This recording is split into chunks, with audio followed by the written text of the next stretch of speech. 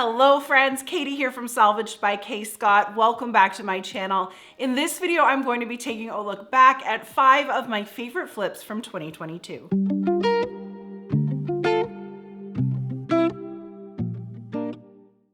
I'm going to start things off with my very first flip of last year, this little demi-lune or half-moon Bombay table. I picked it up at the thrift store for $12.99 and wanted to completely transform it into something that looked like marble. I started by removing the decorative plates off of the legs, and then I washed it down with some simple green to remove any grease or oils that were on the surface. The tabletop was in pretty good condition with just a few really superficial scratches, so I just scuffed everything up with some medium grit sandpaper to give my new finish a little bit of texture to grip onto. Since this is a really dark red toned finish, I wanted to avoid any of that staining my new finish, so I decided to prime the tabletop with some of Kiehl's Restoration Primer, and once that was dry, I brushed on a few coats of Fusion Mineral Paint's Lamp White. Now that I had a nice crisp white base, it was time to start making it look like stone. So I mixed up a light gray tone with some more of that white and a darker gray chalk paint called Cityscape and a little bit of water just to thin it out. I used my brush to splotch it on and then a rag to sort of feather it out and blend it so there weren't any harsh edges. Then I grabbed a small artist brush and some of that gray paint in full strength and started creating some of the veins that you would find in natural Calcutta marble. I pinched the brush between my fingers and just lightly twisted it and dragged it across the table, trying really hard to not overthink it and keep it looking organic. While that dried, I painted the base of the table with some all-in-one paint from Melange in the color Jet Black, and then I was ready to finish up the tabletop. I used a paper towel with some more of the light gray and straight white paints just to further blend the colors and muddle things a little bit and give my veining some more depth before giving everything a light sand and then sealing it up with a glossy acrylic top coat. I added a second coat of black to the base before reattaching those decorative plates, and I absolutely love how this little table turned out. It looked so realistic, and this finish was a ton of fun to play around with. Maybe I'll do another faux marble piece this year. Favorite flip number 2 was this huge mid-century modern desk that I found on Facebook Marketplace. I'm pretty sure I paid $40 for this one, and I had so much fun making it over once I got the garage warmed up.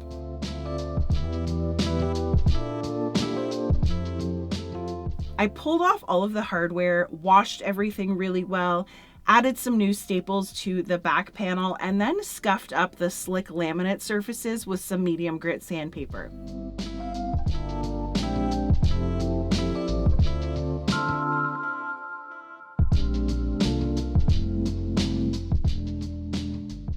Again, I decided to prime using some Kiehl's Restoration Primer, but this time I'm priming for a little extra adhesion on this really slippery substrate, and I also wanted to see how this stuff sprayed. I poured some into my Wagner Flexio electric sprayer and gave the body of the desk a full coverage coat. While that dried, I got started on the drawers, and this is where the magic really happened for this piece.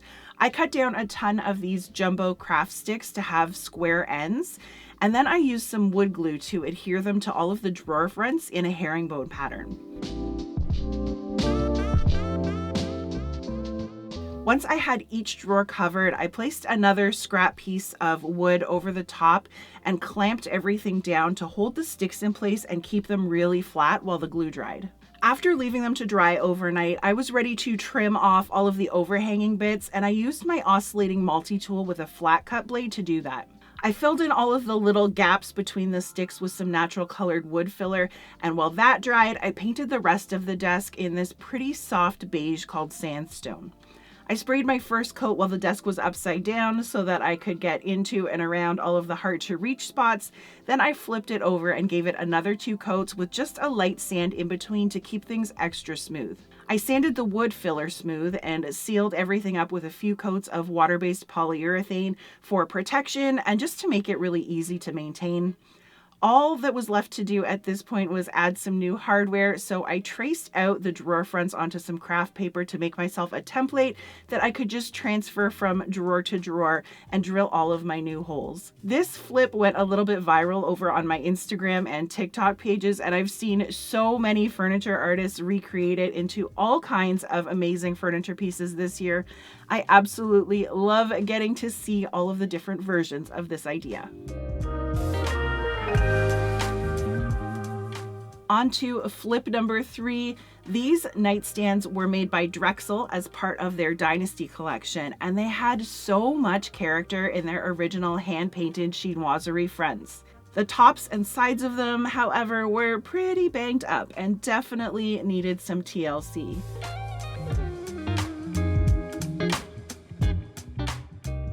As always, I started by pulling everything apart and giving them a really deep clean. The peel and stick drawer liners were stuck in here really well, so I ended up needing to use my heat gun to warm up the adhesive in order to get them out nicely. Once everything was dry from cleaning, I used my sander to buff and smooth as much of the surface damage as I could, and then I mixed up some quick wood, which is a 2-part epoxy filler that's moldable, just to rebuild this smashed in corner.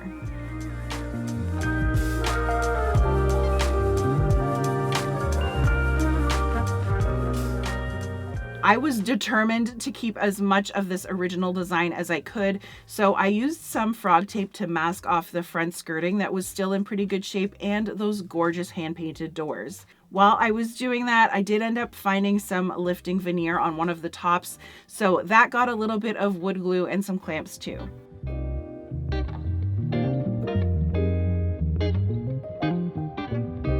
Once the filler and the glue was dry, I reshaped that corner with my sander and wiped up all of the dust with a damp cloth. To seal up all of the porous filler spots and differences in texture between the original finish and my repairs, I primed the nightstands with some clear shellac, and while that dried, I started cleaning up the hardware. After I washed it and scuffed it up a little bit, I primed it with a gray metal primer. Next, I thinned out some black chalk paint with water to get it to a good consistency to spray and loaded up my Wagner Flexio sprayer. I gave both tables 2 coats of paint and in between used 2 gold tone spray paints to refinish all the handles.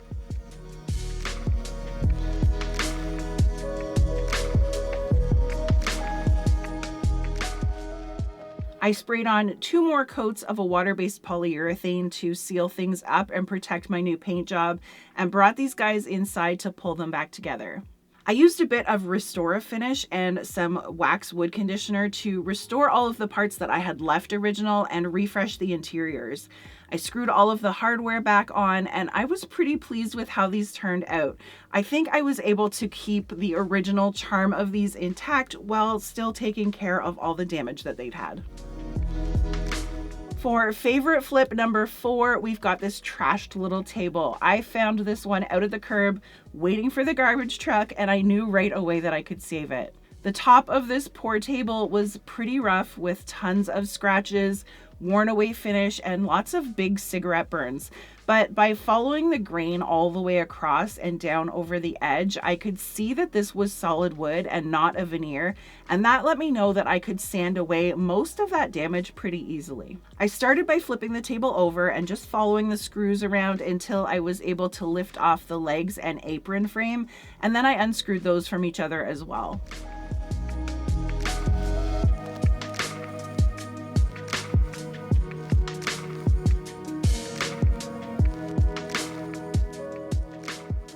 I got out some 80 grit sandpaper and my RZ dust mask and started grinding away what was left of the original finish and all of that dark stain. I knew from the sticker that was on this table that it was made in Thailand, and I know that fruit woods are kind of a cheap and popular building material over on that side of the world. So after a quick Google search to confirm my suspicions, I was able to identify this table as mango wood. I spent about an hour in total sanding the legs and the frame with 80 grit, and then working up to a 120 grit and finally a 180 grit sandpaper to smooth out the surface before I was ready to move on to the top. After about another hour or so of sanding the same way, I was left with this gorgeous light wood table.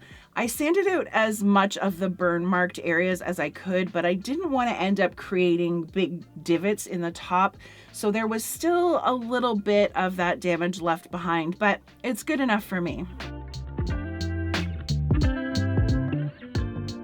I had one little nick on the edge that I needed to fill in with some wood filler, and then I sanded that smooth, and I was ready for my new finish. Since I wanted to maintain this beautiful light wood look, I chose to use some of Fusion's stain and finishing oil in white. This is a great finish for heavy traffic areas like tabletops and even floors. So after I gave it a really good stir, I brushed on a liberal coat over all of the surfaces and let the oil soak into the wood grain for about 30 minutes. Then I came back to wipe away all of the excess with a lint-free cloth. You can build up the color and the sheen of this oil finish by applying more coats on top after each coat's 16-hour dry time. So the next day I added one more layer of the same oil but in clear. I didn't want to add any more of the white pigment, just another layer of protection. After screwing all of the pieces back together the same way that I took it apart, we now have this super modern, kind of Scandinavian feeling table that we've actually kept for ourselves in our basement apartment. I'm so glad that I was able to save this one from the landfill. And here is my final favorite furniture flip of the year. I found these nightstands out in the trash as well, and they were there for good reason. They were caked in dirt, smelled terribly of smoke, and were just really outdated. Hopefully it's obvious by now, but after I removed all of the hardware, I took them apart and scrubbed them down with a heavy-duty cleaner. I wasn't a fan of the base on these, so I flipped them upside down and unscrewed those. Then I decided to square off the overhang on the tops to be flush with the sides.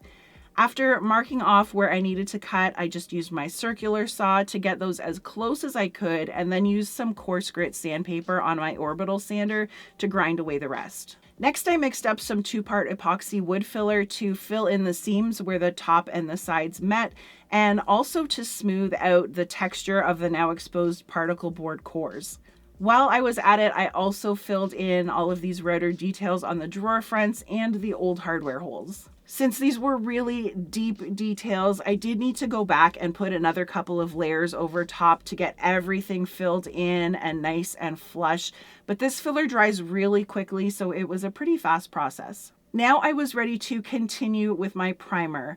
My experience with odors in furniture has been that coating every single surface in shellac and really encapsulating that offending smell is the only way to really get it permanently gone. Next, I grabbed 2 strips of 1x2 poplar wood to make myself some new, more contemporary bases for these. After sketching out my idea, I cut down the pieces that I needed and screwed them together into these rectangles with some pocket holes.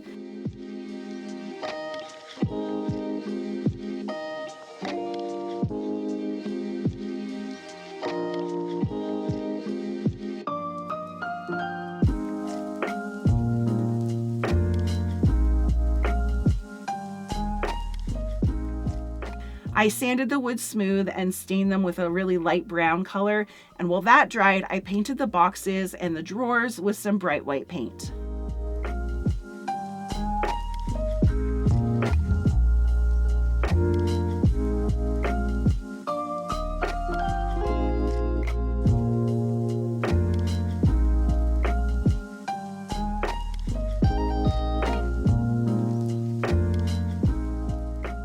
I used this cool 90-degree drill bit attachment to install my new base pieces to the bottom of the tables, and then freshened up some vintage handles with a little bit of antique brass spray paint.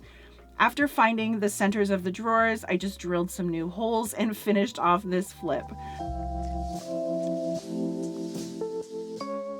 I was so proud of this flip that I had to keep these tables, and they are now also living in our basement in-law suite with that kitchen table. These are just so completely unrecognizable from where they started.